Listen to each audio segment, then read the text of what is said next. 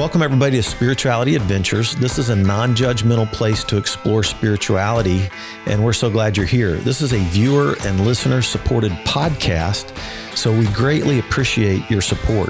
If you're watching on YouTube, be sure and subscribe to my YouTube channel.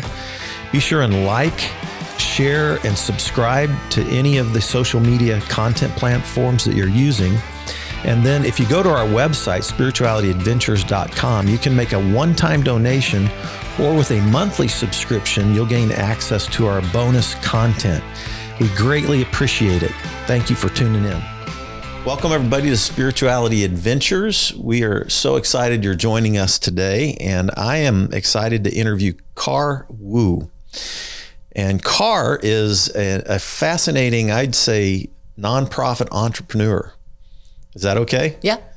And a fascinating story. He's founded a nonprofit called Artists Helping the Homeless. And we're going to get his story here and hear about his work. And those of you who are Kansas City based listening to this, I would encourage you to, at the end, we'll talk about how, I don't know if you work with volunteers and that kind of thing, but we'll let people know how they can connect with what you're doing. Great. But let's first start with where you were born, where you grew up. Give us your backstory a little bit. Okay. I have a very interesting life story. I was born in Macau. Most people don't even know where that is, which is a southern part of China. That was when my parents kind of like running away from when the communists take over the country. So they're walking, running. So they all try to run to the south to get away from that situation. So my parents ran to Macau, and then I was born there. Then we migrate to Hong Kong. Wow. So how old were you when you migrated to Hong Kong? I was just a baby. I was a newborn. Yeah. Okay. I was literally a newborn, so I don't know anything. No memories of that. Yeah. So you grew up in Hong Kong? Yeah. And went to high school in Hong Kong? Totally, yeah. How many brothers, sisters do you have? I have an older sister, and then I have a younger sister and a younger brother. Okay. 4 of us all together, yeah. All right. So what's it like growing up in Hong Kong? Did you, is it kind of like an American education system a little bit? Like Hong Kong, elementary, junior high, high school kind of a thing? Way, way, way more difficult in high school and school because because the education system is a lot harder because I sometimes joke with my kids here and they say the competition is so tough. That's why when the Asian people say 4.0 is not good enough, because if you look at it this way, in Kansas City you are 1.5 million people.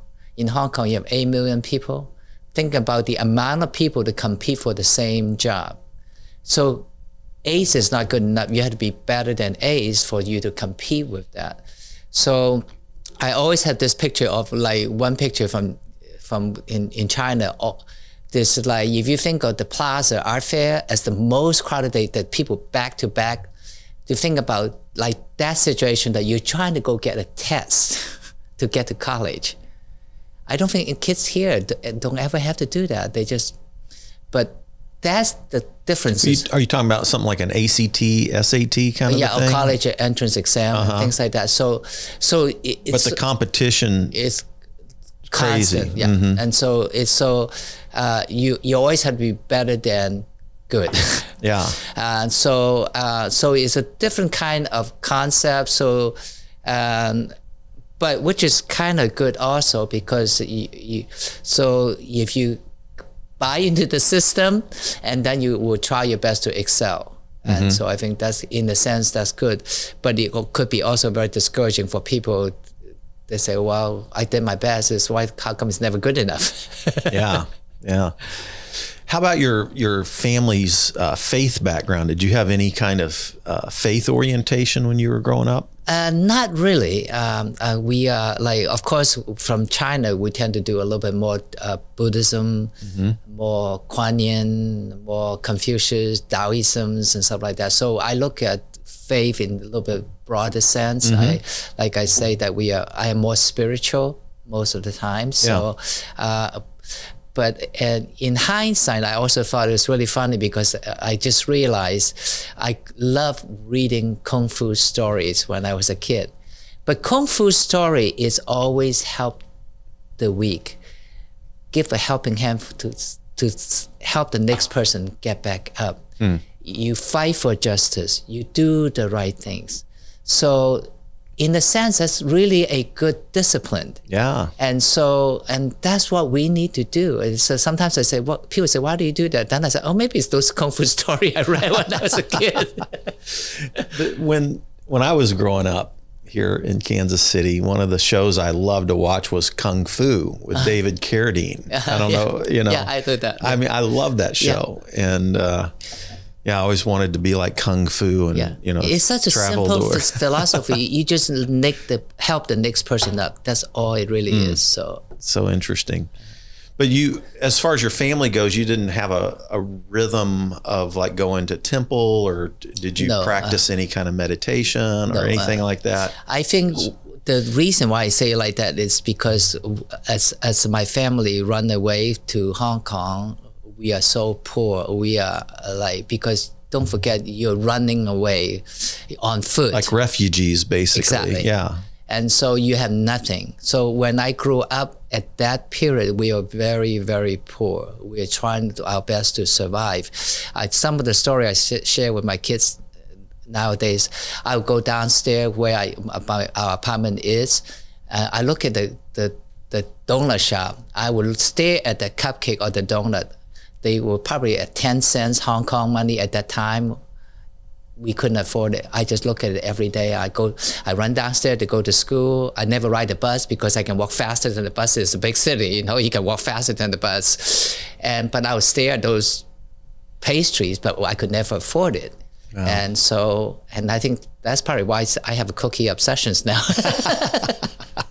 Instead of ice cream, which is my obsession, yours is cookies. And it was just like, but it's a different kind of lifestyle because when you're poor in Hong Kong, you're poor, which is different. And I mean, but I'm very thankful. I mean, we survive, we make it, but it's different kind of system also. Yeah.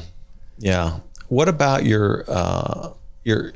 when you got out of high school, did all your siblings get through high school the same way you did? Everybody made it, got through. Yeah. But then after high school, you decided to try to come to America. Is that? Yep. What was in your thoughts at that point? Of course, this is the thing. America is where most foreigner wants to be at, because America is a country that gives us the opportunity to do better. We are allowed to better ourselves, and we are not working with a lot of restrictions. So every kids at the time, like they would say, let's go to the United States to go to college because that is the things to do. Right.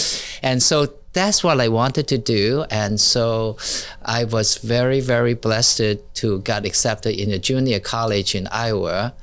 And so, of course... Which we're at in Iowa? Forest City. Forest City. Which part of Iowa is that? Northern part. Okay. Okay, I have to share this story, okay? This is like...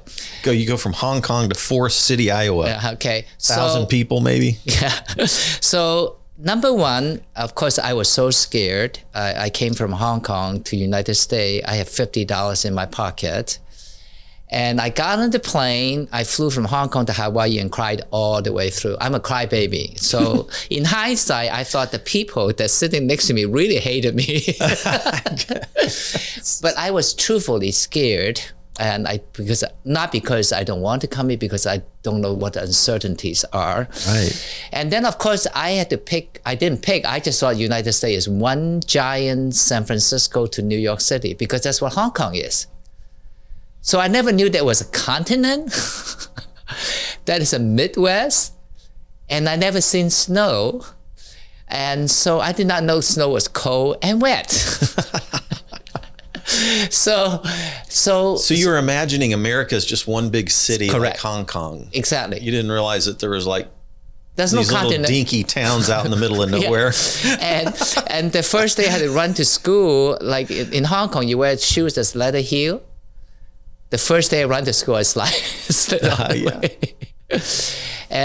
But at the same time, I had to give people from Iowa credit because they're nice people, they're smaller town, they care, they give. So, which is really wonderful. Yeah. I think if my first school was in New York City, I probably would not have survived. But my first school was in such a small town. People care. So when I walk around everywhere, when I go to do work or whatever, people will stop by and say, "Hey kid, where you going? Let me give you a ride." I said, "Oh, okay, thank you." Of course, years later, people say, "Aren't you scared?" I said, "Well, I thought that was the American way. People just nice to give you rides." Right. Iowa people are really some great people, though. Yeah, they are. They really are. I can see where that would be such a great introduction to America in a small town Iowa. It is really. I mean, I was very thankful. I always say this: if I didn't go there to begin with, if I didn't come to the Midwest to begin with, I probably would not be doing what I'm doing. I probably would not have the same kind of life that I have now. Mm-hmm. But I was blessed because people care. Yeah. Yeah. There's a Midwest ethos that has some really genuine care and concern for people, which I'm a Midwesterner. So I was born in Kansas, Wichita, Kansas. Great. Well, thank you. Up in Kansas City, right? So still love the Midwest. Yeah, I do too. Well, yeah. So you're in college in Iowa, and is all your family still back in Hong Kong when you're in college? No, when I'm in college, they are all in Hong Kong still. And the first semester, I had shared the story with you. I did not know that the college closes for summer. I thought, oh, okay, I pay for tuition, I pay for the dorm, because the moment I get off the boat, the plane, I'd wash dishes, and literally the first day. And so, but then the dormitory assistants say, "Hey, you have to leave." And I said, "What do you mean? I live here." They said, "No, you have to leave because the college closed." Wow. So I always use this phrase because when in doubt, you go back to what you know. So I was panicked. I was in doubt. I don't know what to do. So the first thing I know is go to San Francisco. That's where all the Asian people are. So I went to San Francisco, walk up and down the street for 2 weeks, couldn't get a job because nobody would hire me and I was mad at them. Like, why did you hire me? I just want a stupid job. Of course, I forgot my English wasn't good. I was only going to be there for one summer. And so finally, I got a job in Palo Alto as a busboy in a Chinese restaurant. They send a shuttle bus to come to San Francisco downtown and pick you up and go to work in Palo Alto and bring you back. So I did that whole summer before I go back to school. Wow. Yeah. And so I do understand the challenge of walking up down the street, panicking, don't know what to do. And so... But those negative experiences are always great. I think we all need to experience that because each one of those negative experiences or what we perceive as negative experience at the time can help us have better understanding, can help us have better empathy.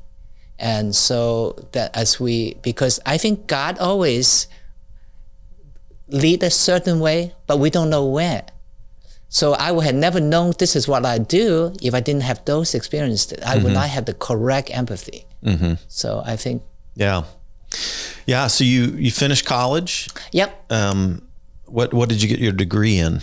I finished my college my undergrad is in psychology and business. I studied master in counseling. Okay. Yeah. I do want to step back one little bit about the Midwest people. Okay. Okay. When I first come to Kansas City. And did you come to KC to go to work on your master's at UMKC? I went to KU. Oh, you went to KU. I follow where the jobs are. Yeah. Not what the school. I love KU, don't get me wrong. Right. Okay? Right. It's my alma mater. Yeah. Okay. Go Jayhawks. But I got a job from in Iowa to come to Kansas City. So I graduated from the junior college and I got this job. So I followed the job, then look for the school because I have to live somehow. But I thought I was totally grown up. So I got a full-time job. I'm going to go to the big university. I got myself an apartment. I got my first credit card. So I maxed out my credit card, furnished my apartment. Okay. And so... It's a good American thing to do. Yep, of course. Then one day at work, the news came on and said that this apartment complex was burnt. The one you were living in? Yep. Whoa. So... obviously not while you were there. No, I was at work. You're at work. Yeah, and so the news came on. So unfortunately, bless that young kid's soul, he was smoking pot.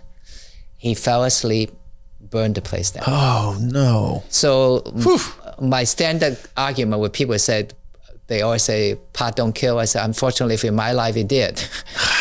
And so I lost every single thing that I have, plus I have a credit card debt now. And so again, I immediately become homeless. No renter's insurance, huh? Oh, when you're a kid, come on, you college kid who has rental insurance, especially your parents not here, Right. okay? So... Wow, what a bummer, man. And so, but again, I have to give Midwestern people credit. My co-worker's mother, I step back a little bit. My boss immediately said, well, you want to take a couple of days off and then decide what you want to do. I said, no, just let me cry for an hour. I'll be right back to work. I have no place to go now. So I cried and then I'm fine. And so, but my co-worker's mother was super nice. So she said, kid, you want to live in my basement until you put yourself kind of regrow? Of course, I have no place to go. I was so thankful for that. So I live in her basement until I put myself back together. Again, this is a credit to the Midwestern people. She does not have to do that. But she opened her heart to me and allowed me to have a safe place to go. She knows I still go to school. She knows I have a job. I just needed a place to stay. And she didn't have to do that, but she did. So I was very, very thankful for that. That's awesome. Yeah. I had to constantly give Midwest people credit. Right. Oh, that's great. So from your master's, you worked on your master's at KU as well, and then you moved to Kansas City at that point? No, I've been living in Kansas City. Oh, you had been? Okay. Yeah, so all right. So the apartment that burned down was in Kansas City? In Overland Park, yeah. Okay, gotcha. So then, well, when you said KU, I just immediately thought Lawrence. Well, because I just never really, I think I lived in Lawrence for maybe one semester. Okay. That's it. Because the job is always over in Johnson County side. Yeah. Yeah. So then what did you go into business for yourself then at that point? I had to qualify this first. I'm the craziest person you ever met. Yeah. Okay. Man, that's a big statement if you knew some people I met. So anyway. Okay, so as I was trying to graduate from KU, my parent is going to immigrate over to United States. So suddenly I have a retiring parent with my younger brothers and sister that's moving to United States. So again, I panic and I said, what am I going to do? And so I'm trying to finish my college, but then Asian culture always you take care of your parents. So then I decided when in doubt, you go back to what you know. So through college, what paid for my bills is I run retail stores. And so I ran a retail clothing store. So then now I have my parents come over. I don't know what to do again. I suddenly have a family of 4 to take care of. So I decided to go back to what I know. I said, I love art my whole life. And so I said, I'm just going to open a gallery. Wow. This is why I'm saying I'm crazy. I opened a gallery with $0. Wow. And I make things up. And these crazy American bought them. I said, oh, it's really nice. Like you did it? It was your artwork? Some of them, yeah. Yeah? In the beginning, yeah. What kind of art? Was it painting? Graphic or whatever makes money. And so, but at you just started doing art to sell stuff. Yeah. Basically. Isn't that crazy? And then, of course, going to the business school does help because I understand business school teach you if you start a business, you won't make any money. In fact, you won't survive. Yeah. And so now I started a business and I know that I have to take care of my parents. So, and I know going through college or business schools tells you won't survive. Right. So I said, I better go get another job. Yeah. So what I did is I went to work as a waiter every night after I closed my gallery so that I can pay for my parents' bills. Mm-hmm. So this way I don't have to worry about whether the gallery will survive or not, whether I make any money. I can just make sure that I have income to pay for the bills. Mm-hmm. And so that's why sometimes I try to kid with my kids and say, yeah, as a waiter, you can really save a lot of money if you choose to. Right. So I did that for 3 years straight. Everything that I made from as a waiter go to support my family, to making sure they are safe. And so that's why I said I'm just totally crazy. I mean, I come to the United States with $50. I open a gallery with $0. Yeah. Right. Yeah. So.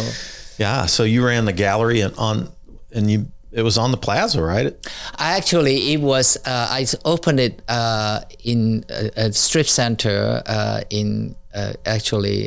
it's no longer called, it's Loman Plaza. Loman, yeah. Yeah. So, and then again, being honest always help. So one day, I work in the restaurant, which is a fancy restaurant. All the rich people goes there. So one of my regular customers said, "Kid, what are you doing here?" So I was a kid then. And what year was this, by the way? I don't remember. I'm not giving that. That was a trick question. 84, 85, 90, somewhere in there? Yeah. So he said... He's not going to answer. So the mystery.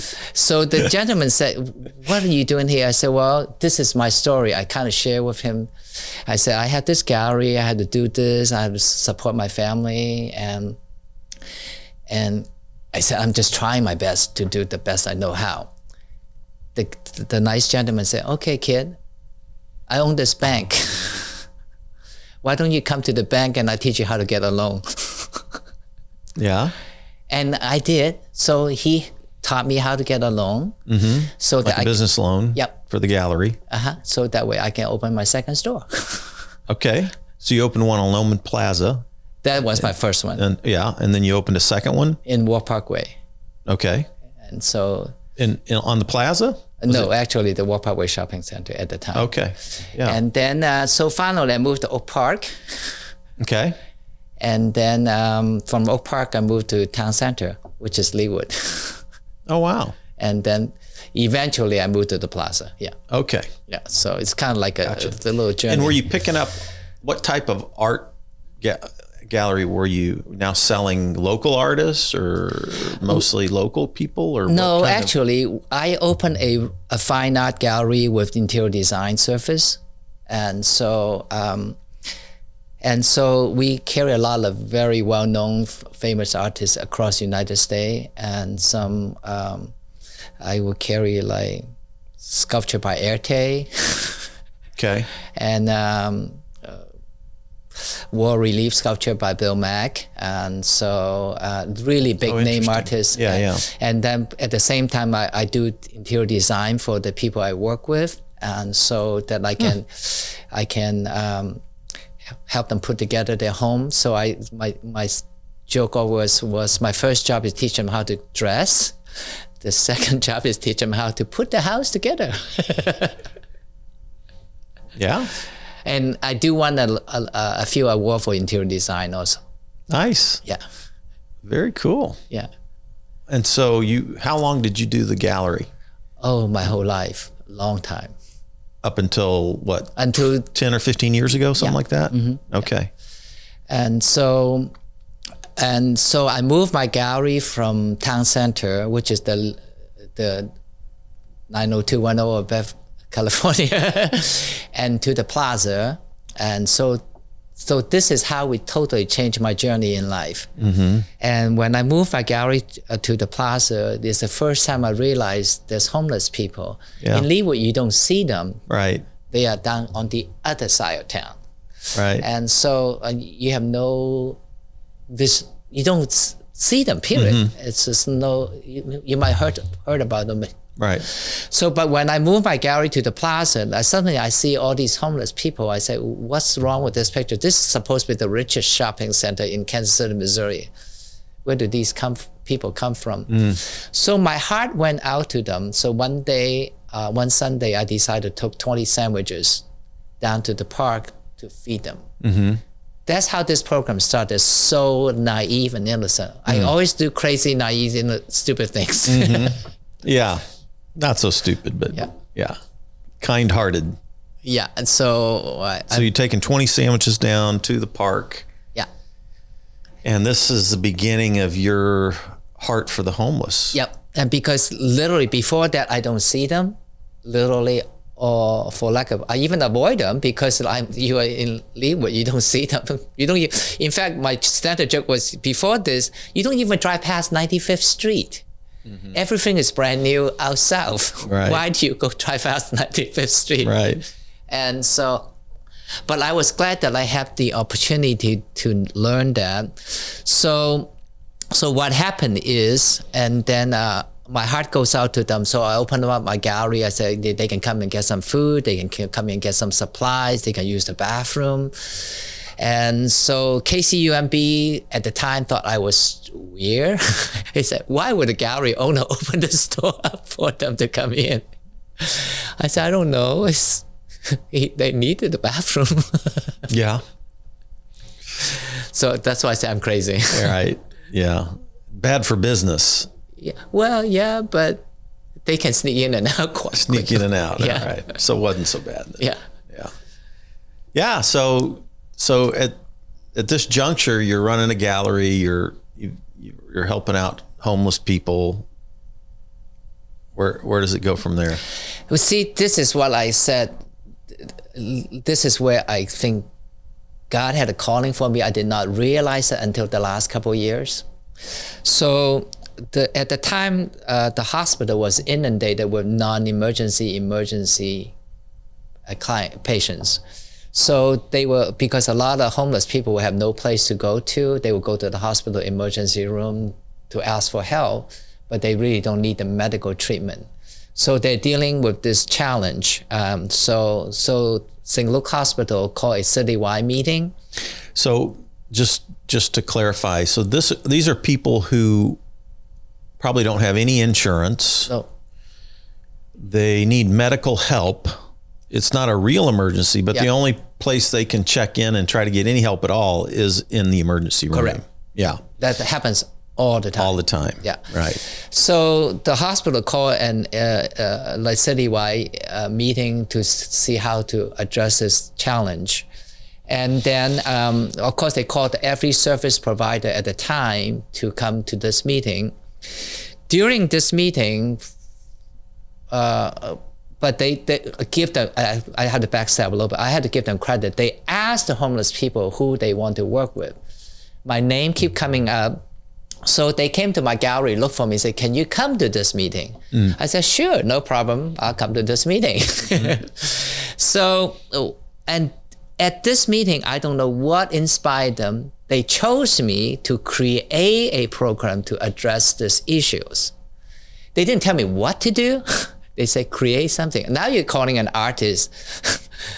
Say, go create something. Right. Of course, piece of cake, I'll create something for you. Right. That's right down my alley. Yeah, exactly. Like, not like I have any true homelessness experience. Not like I'm a social worker, anything. My heart just goes out to them. So I said, sure, no problem, I'll do it. This is how naive and crazy I am again. So I thought, okay, I will do this Monday through Thursday, and weekend I will keep my gallery open. I will do my gallery. finally, I realized after a couple of months of soul searching, I realized I'm old now. I'm no longer young. I don't have that kind of energy. Like when I was younger day, I can run a store full time, go to work another full-time job as a waiter. I don't have the energy. So I had to do some soul searching. So I decided to close my gallery to do this full time.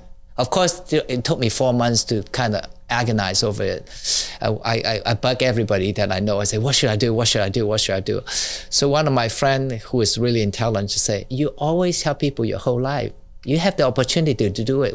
What are you whining about? Yeah. And I said, well, but I don't know what to do. So then I said, okay, fine. So I closed my gallery. So what I did is I did not have a moving sale. I didn't have a going our way business sale. I just packed everything and put it in the garage. It's still there. Oh, wow. Like your whole gallery, all the art, still that was all its all sculptures, everything. Wow. Yeah. So, but I was truly. It's like your retirement. Yeah. You can sell all that stuff. And yeah, really. And so, but the thing is, I was blessed. I was given the opportunity to create. And so I have no preconceived notion what I'm getting myself into. And I was truly thankful the hospital actually trusts me. But the beauty of being a foreigner, I look at things totally differently. I look at things with a different set of eyes. So I can look at the challenge and then, of course, in the beginning, I create a transportation program to help them get to shelters. So they were kind of trapped with me. So they had to talk to me. So for 20 minutes, I had to listen to what the challenges are so I can learn from them to know what to do. Did you start the 501c3 right away, right at that time? Yeah, pretty much. Time frame, yeah. So this is Artists Helping the Homeless. Correct, yeah. AHH. And you basically just had a heart. You were helping out. The homeless people themselves said they wanted to work with you. And then the hospitals are working with you. And basically what you're doing is trying to figure out where the services are not helping people, right? Yeah. Like there are services out there. There were services that were going on 10, 15 years ago, but there were big gaps in the services that were being provided for people. Yeah. So am I right? Did you begin to try to figure out where those gaps were? Correct. So, and then you incrementally, year by year, you started tackling those gaps, some of those gaps. Is that right? Because because all the service providers are great service provider, but they all work in silos. Okay, so when you get there, they do a great job. Yeah. But how do you get there? Right. So I always share this story. So if you are in detox, one day I'm homeless, I decide I'm going to change my life. I'm going to go to detox. I'm going to quit using. So I got a bed at detox. The detox is usually 5 days maximum. Okay, so the cost for a detox bed in Kansas City average, even though we don't pay for it, is like $1,000 a day. So that's $5,000. So after we spend $5,000, the community and the places spend $5,000, they need to go to inpatient, right? The inpatient in Kansas City right now, the wait is 4 to 8 weeks. If you get in 8 weeks, you're pretty lucky. And so then these people have that's expensive. Yeah. Inpatient's super expensive. Yeah. If your private insurance is like tens and thousands of dollars. Yeah, definitely. Like 30, 40 grand, stuff like that. Yeah. So now then these people with this great intention, great motivation, when to detox, trying to get support, they get a clarity of mind for 5 days, but now they have no place to go. So when in doubt, you go back to what you know. So what do? I go back down the bridge. My friends are there. We hang out. Oh, let's party again. So we waste the community the money. We also waste this person's incentive, which is more important. And so then people say, why do we care? We care because we pay for it.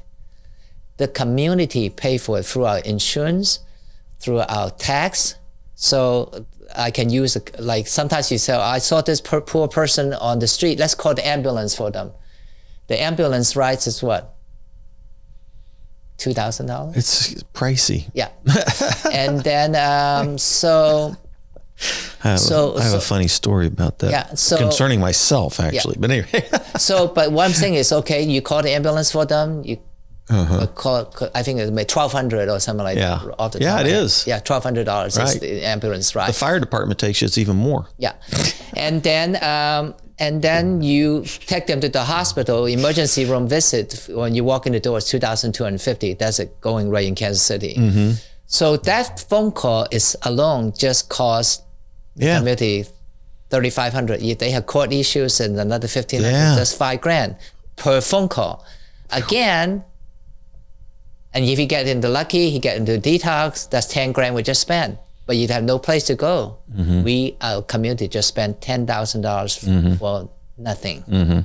So it's really important to identify those missing links, to provide service for the gap, so they can have a true continual care. Not like, okay, we got them in detox, we did a great job. Yeah. We got them in the homeless shelter, we did a great job. So we need to really provide this true continual care and true wraparound service. I'm preaching a little bit, sorry. No, it's great though. I like it. So, and it's a great way to, attack a situation. Do you work both in Kansas City, Missouri and Kansas City, Kansas? Do you work? I work in KCMO and Kansas. I work in Douglas County, Johnson County, Wyandotte County, Jackson County, Clay County, Platte County, St. Joe. Wow. Do you actually, so you ended up developing like a short-term house called the Bodhi House, is that right? Yeah. And then a longer-term type place called Finnegan Place? Correct, Is this right? Plus trying to provide health and dental care. Correct, yeah. Plus exercise education. Correct, yeah. Plus legal help. Correct. So let's go through some of those things, like, because there's a bit of a progression to that, I think, right? It's important because... And I like the philosophy. I saw your stuff on no judgments, which is, is another way of talking about loving people, right? Yeah. No judgments. Yeah, because when I do an intake with them, it's not what they did in the past, it's what they will do. That's what makes their life change. They have gone through enough judgment in their life. So let's see, what will you do moving forward? I think that's more important. Right. What's done is done. You can't change that. So then, of course, what I did is I tried to identify what is missing. So they don't have a temporary place to go to. So we create a housing for them to stay temporary, so they can put their life together, reflect, slow down to think. Is that the Bodhi House? Yeah. And that's short term. Well, short term could be anywhere from 30 days to 6 months. The case by case is all different. Oh, wow. And but are these actual homes? Is this something like Oxford homes type it's stuff? It's kind of like an Oxford home type thing. It's like you've actually acquired homes. And do you have like a house parent in these homes, or some kind of a... Oh, it's 24-hour monitor. Yeah. I have help that works there all day long. So we don't let them just stay there and have no accountability. So when they are there, what we want them to do is slow down, reflect what they want. I don't want to tell them what they want. I want them to find out what they want. If they find out what they want, then they will follow through, because this is what they want, not what I tell them to do. How many Bodhi houses do you have? Right now, I have 3. Okay. And how many people can stay in those houses? Anywhere from 8 to 12 people. Per house? Yeah. And is it co-ed? No, it's... Only men? Yeah. Men. I learned my lesson really well in co-ed. Right. No children? No children. Okay. Yeah. Men only. Yeah. All right. And then, so you can, at these 30-day places, monitoring 24 hours. So are you helping them get some type of work as well as? Correct. Yeah. As well as they're probably in group therapy and different things like that as they're in the house. So what we do is some of them might need IDs. We help them get the IDs. And then if they need individual counseling, we partner with Resolve. And so they will provide private counselor for us. Who do you partner with? Resolve. Resolve. Yeah. Okay, I'm not familiar with them. They in Privilege. Okay. Yeah, and so they will do individual counseling for us for the people who wants them. Okay. And then we provide AANA meetings for them regularly every week. And what percentage of the guys are in there because of of an addiction or almost 100%. Okay. Yeah. Okay. And so because they might have some mental health as well as a substance use challenge. But I think the reason why they use substance is because they use it as an escape. Yeah. And so we have to help them address what's the cause, how do we address those things. And like you said, we provide medical dental care also, because if they're living on the street, they don't take care of these things. And so but the medical care that we provide, we partner with doctors so that basically we got a baseline. So again, it helped the community save money because like if they have minor medical issues, we don't send them to the emergency room. We just say, go see the doctor. Now we have a baseline that we can work from. Right. So we don't use the community resource for no reason. And then we also have a scholarship fund. And so what I do, the reason why we do that is sometimes I work with younger, that's why I always call them kids. They were on the street, they have the good intention, I'm gonna go to school, I'm gonna get a student loan, I'm gonna get a Pell Grant. Of course, they're on the street, they don't go. So suddenly they owe money, so they cannot go. So what we try to do, if that's what they truly want, so we help them get back to school right away and help them start paying back that, because Pell Grants and scholarship fund are very forgiving. So all you have to do is pay 8 months, very small amount consecutively, and then you can get back on track. The reason why we did that is because if we ask them to wait, when's the last time we all skipped college for 1 year and then go back? Yeah. We don't. Yeah, not so I too thought many, this right? way you can go right back while you put those things together. And so I think because our program, our philosophy is a little bit different. We don't want them to survive. We want them to thrive. My personal feeling is there's enough people trying to survive. Yeah. And less making sure they have an opportunity to thrive. And part of it's my selfishness because I'm old, they need to pay in so that I can get the tax money and retire. Yeah. So what's Finnegan Place then? So you got the Bodhi House, it's a shorter term. What's Finnegan House? Okay, so the Finnegan House is what I call the second phase. So what happened is sometimes... So by the way, do all those, when they're in the Bodhi House, that's where all of those resources come online, the proactive health and dental care, the exercise, education, the counseling that you mentioned, and then even some of the legal issues, all that happens while they're in the Bodhi House? Yeah. Is that right?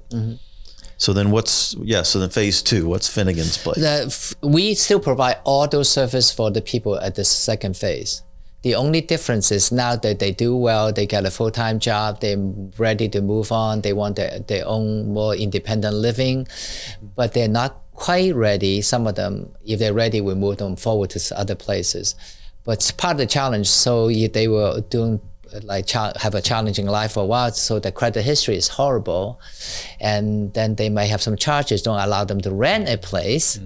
So this way, we charge a minimal rent at that place, but the cost of renting a Finnegan is the same cost as going to an Oxford House. But now you got an apartment. Every other service we provided, we still provide for free. We still take them to work if they need transportation. Because we have transportation, we take them everywhere. But this way, they can build a credit history. So suddenly, if they were there for 8 months to a year, then they can go to a landlord and say, I have this rental history. Now I'm qualified to rent a place. before they can't. So this is a second step to help them really develop an independent living. And also when they first get out, we don't want them to have, some of them, not all of them, some of them might still need the accountability. So in the apartment living, we still have all the wraparound services. We still have apartment manager to making sure everybody is doing okay, even though they have all the freedom now.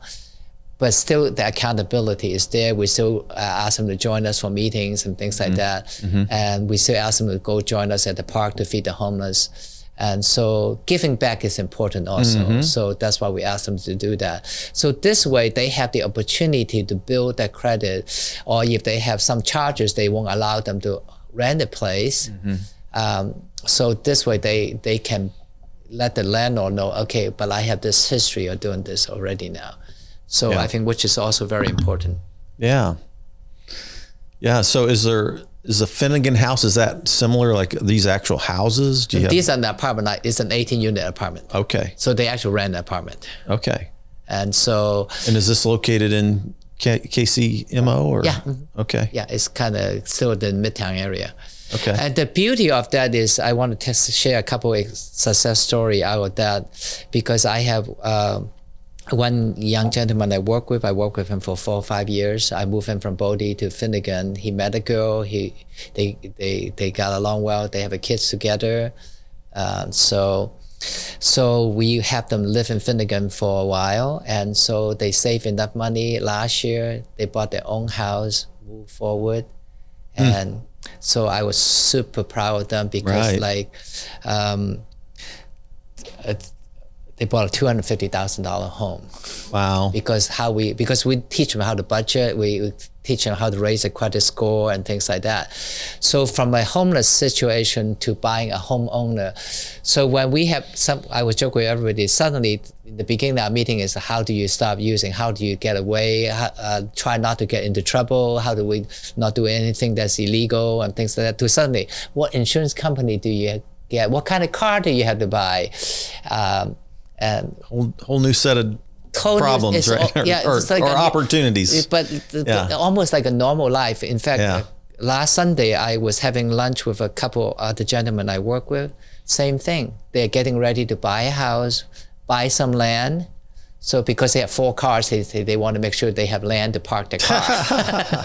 So which is really gratifying for them, because this is what I meant by thriving. We want them to thrive. And we want them to do well, do what they love, so they can have a life that they deserve. Yeah, that's awesome. I love that. Yeah. Beautiful. I'm thankful, And then, of course, some of my kids, like I say, I joked with you earlier about my kid that gone to college. I demand them to have 4.0s. Right. And then one of my kids just got in, he made the honorable student of the business school last November at KU. Yeah. That's a big deal. That's amazing. I have another kid that we put them to school for engineering school, and now he's an engineer for a big architect firm. And so those are the story we want, and these are from homeless people, quote unquote. Yeah. And so, that's but great. the potentials are there. We just have to find them. Yeah, I love that. Yeah, so beautiful. I'm crazy. That's great. Well, that's a good kind of crazy. Yeah. It's a good kind of crazy. So if people want to connect with what you're doing, do you have a website? If people, do you have any kind of volunteer opportunities? What are some of the ways that people could connect with artists helping the homeless? Okay. Of course, we do have the website. It's www.ahh.org. And then my phone number is I get more than 100 phone calls a day, so people can call me anytime. I answer my phone call the moment I wake up till I go to bed. Wow. And so it's like your phone? Yeah. And then of course the good thing about it too, I want to kind of share this also, if you don't mind. And so 3 years ago, Douglas County in Kansas got wind of what we do. So they came out and observed what we do. And so they asked us to replicate our concepts from our program in Douglas County. That's why now we have a whole program in Douglas County servicing as well. And so, so we're very thankful because they allow us to replicate what we do. That's amazing. Yeah.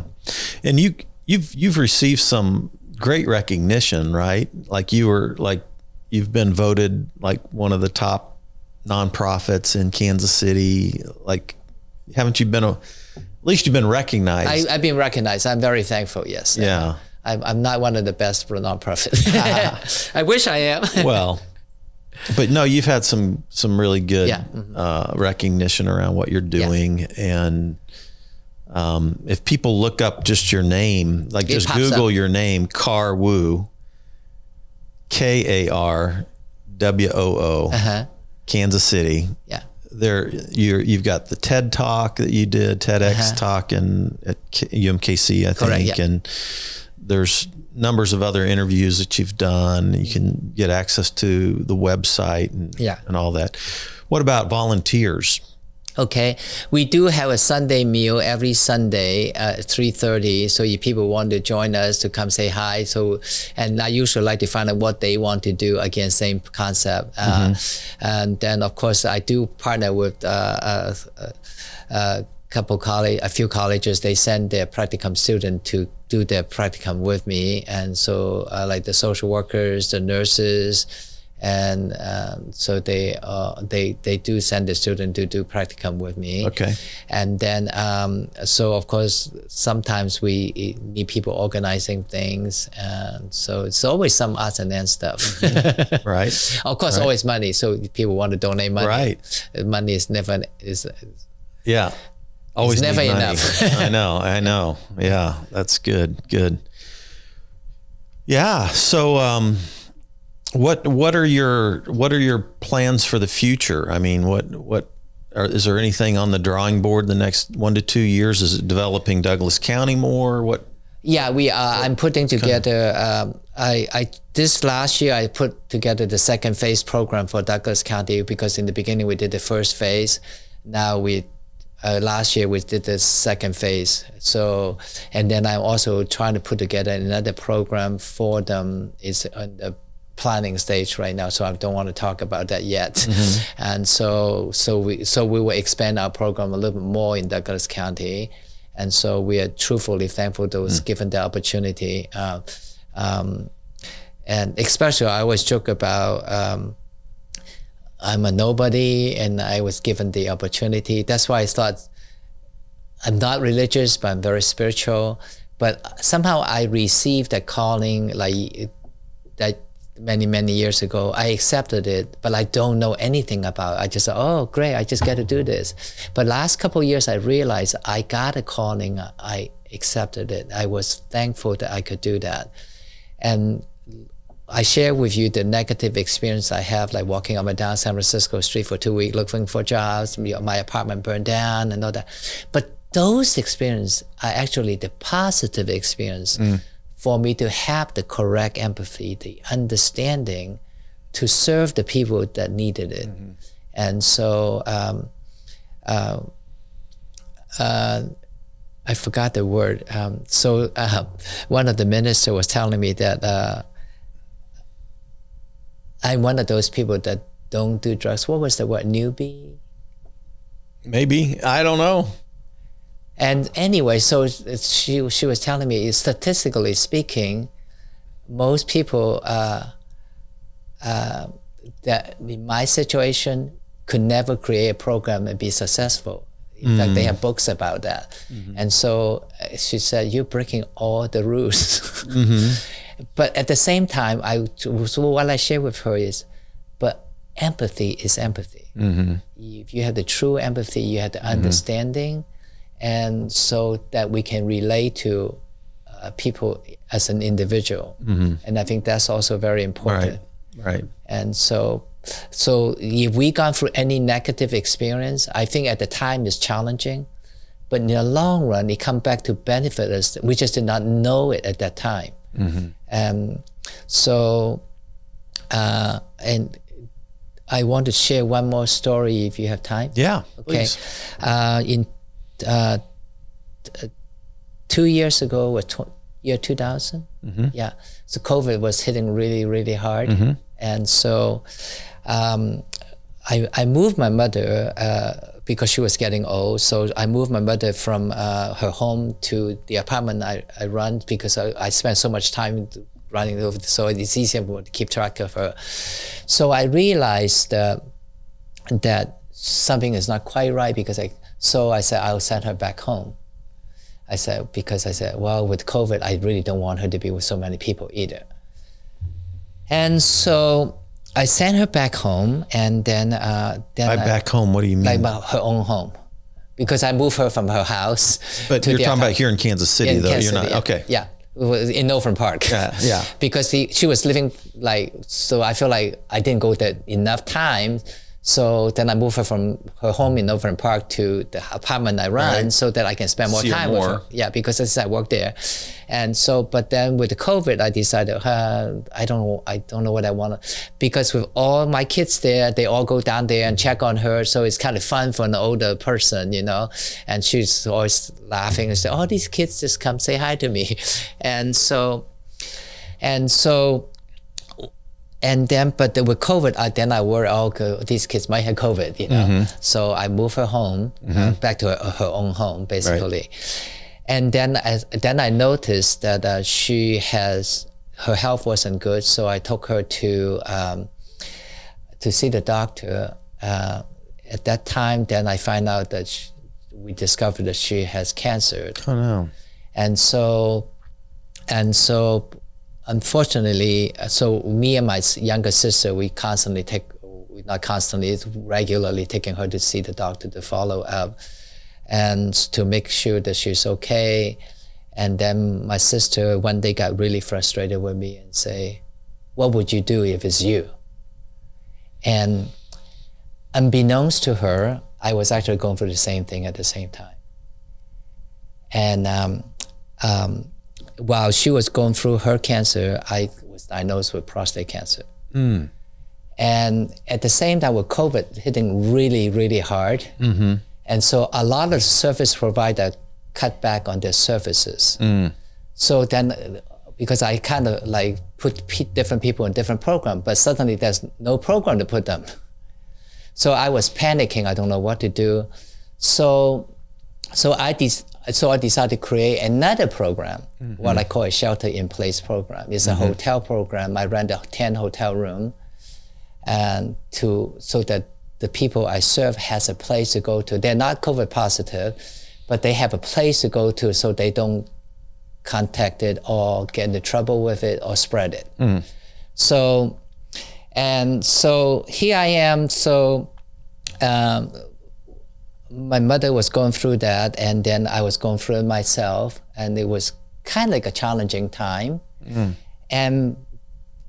But unfortunately for her cancer was in her body fluid, so she passed away in June 20th. I'm sorry. And so it was June 2020, June 20. June 6th, I'm sorry, June 6th, 2020. Okay. And so she's passed away. This year will be 2 years. Okay.